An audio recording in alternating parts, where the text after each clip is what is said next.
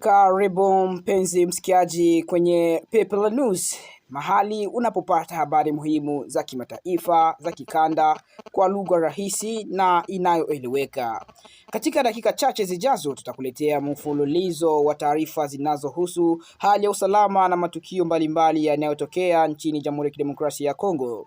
Tutazungumzia hali iliyotokea katika eneo la Walikale baada ya mapigano yaliyolazimu wananchi wengi kuyahama makazi yao. Pia tutakuletea taarifa kutoka Jugu mkoani Ituri ambako mapigano kati ya FARDC na kundi la CRP yamezua taharuki kubwa mwa wakaaji wa eneo hilo. Wakati huo tutakuletea na tutakuangazia kwa habari kutoka Kindu mkoani Maniema kuhusu operation ya usalama iliyowezesha kukamatwa kwa watu kadhaa wanaoshukiwa kuhusika na vitendo vya ujambazi wa kutumia silaha. Endelea kuwa nasi hadi mwisho wa kipindi hiki ili upate taarifa hizo zote muhimu. Karibu sana, hizi ni habari za People News.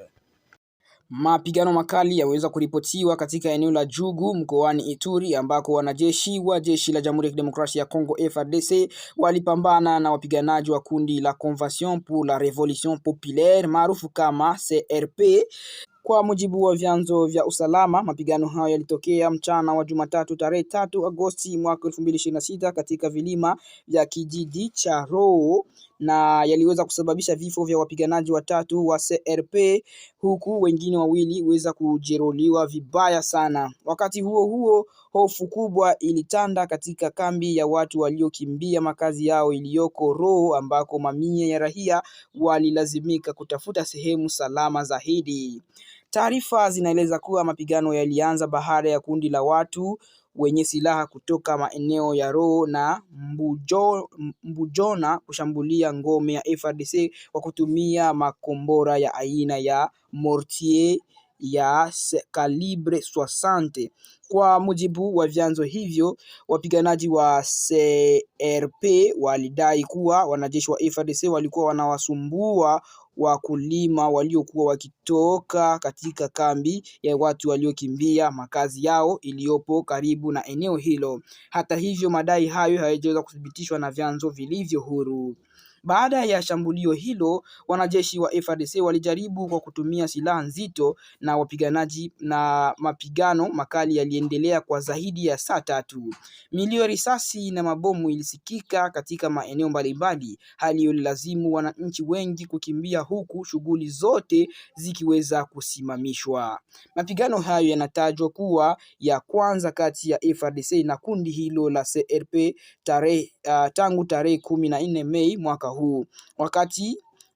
Wakati kundi hilo lilipotangaza kusitisha mapigano kwa upande wake ili kuunga mkono mchakato wa amani kuendelea katika nchi. Kutokea kwa mapigano hayo kunazua wasiwasi mkubwa kuhusu hatma ya juhudi za kurejesha amani katika eneo hilo la Ituri, hasa ikizingatiwa kuwa kwa miezi kadhaa hakukuwa na mapambano ya moja kwa moja kati ya pande hizo mbili, kati ya FARDC na kundi hilo la waasi wa CRP. Wakati huo tukio lilitokea katika kipindi ambacho tayari kulikuwa na mvutano mkubwa katika maeneo ya Bahema Nord na Bajari. Katika siku za hivi karibuni, video zilizosambaa zilionyesha watu wanaodai kuwa wapiganaji wa kundi hilo wakilazimisha wananchi kufanya kazi za lazima katika baadhi ya vijiji, jambo lililoongeza hofu miongoni mwa wakaaji. Kutokana na hali hilo, watetezi wa haki za kibinadamu pamoja na viongozi wa kijamii wa Ituri wamezitaka mamlaka za kijeshi kuimarisha ulinzi katika maeneo yenye raia wengi, hususan katika kambi za watu waliokimbia makazi yao ili kuzuia madhara zaidi kwa wananchi wasiohusika na mapigano hayo. Hadi sasa jeshi la Jamhuri ya Kidemokrasia ya Kongo halijatoa taarifa rasmi kuhusu operation hiyo, wala kundi la CRP halijatoa tamko rasmi kuhusu mapigano hayo. Idadi kamili ya majeruhi na uharibifu uliweza kutolewa bado haujathibitishwa rasmi. Wananchi wa Jugu wanaendelea kuishi katika taharuki, huku wengi wakihofia kurejea kwa mapigano makubwa ambayo yanaweza kuhatarisha maisha ya raia na kuvuruga juhudi za kurejesha utulivu katika jimbo la Ituri. Hiyo ndiyo taarifa ya hali ya usalama katika eneo la Jugu mkoani Ituri. Kivu News Info tunawaletea habari kwa usahihi, uwazi kwa wakati. Shughuli nyingi zimesimama katika eneo la Babila Babombi wilayani Mambasa mkoani Ituri baada ya wananchi kuitikia kwa wingi wito wa mgomo wa mji kufungwa. Ulianza Jumatatu ikiwa ni jana tarehe 3 Agosti mwaka huu 2026.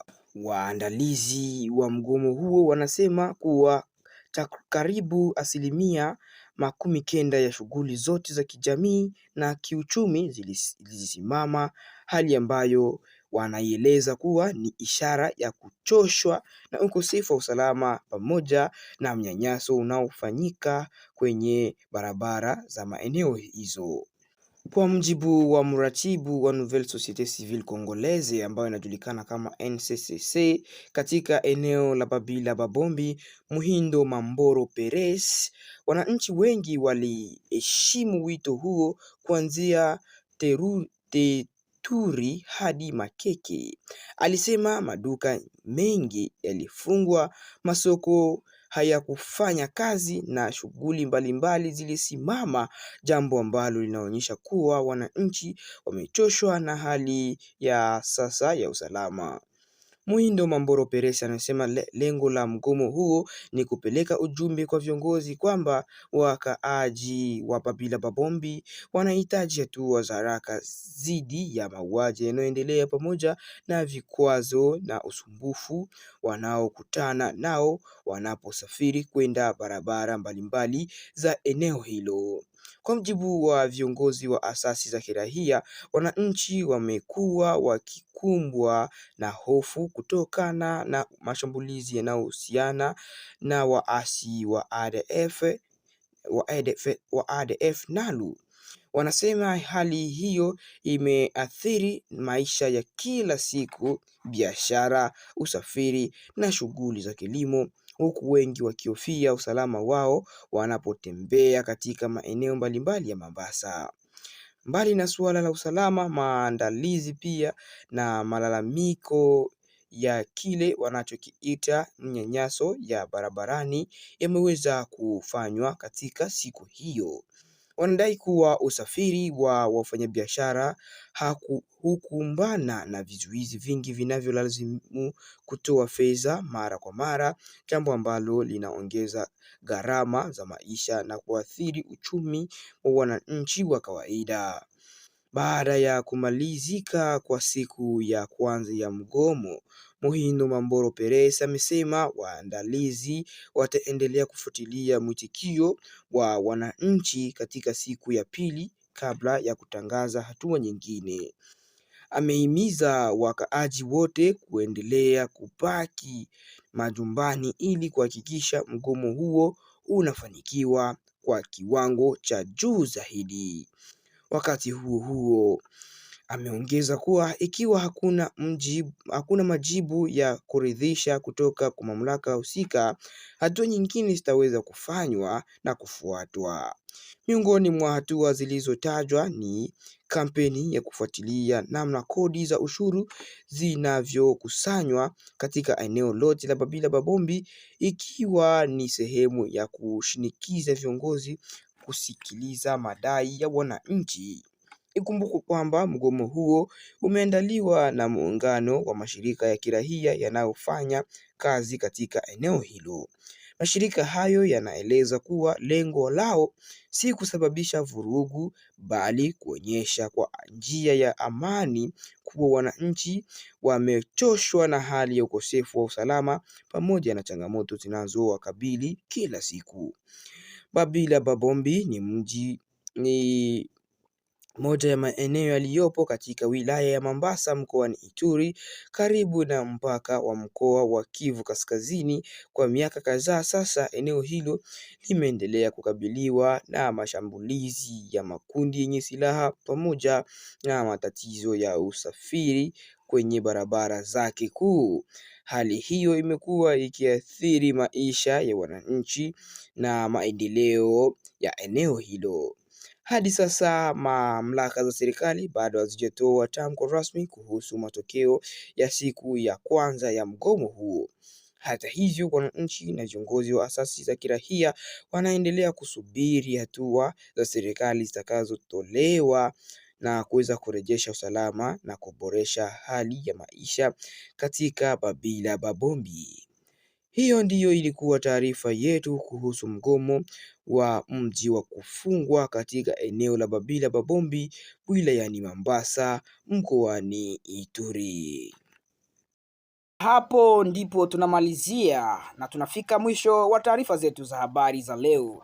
Tunakushukuru kuchagua Pepele News na kuweza kuifuatilia kama kipindi chako cha redio.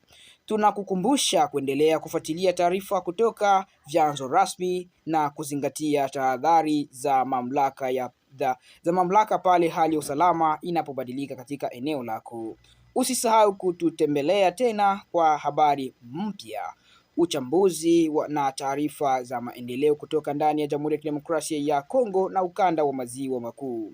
Mimi ni mtangazaji wako Leta Pepele na kutakia afya njema, amani na baraka tele.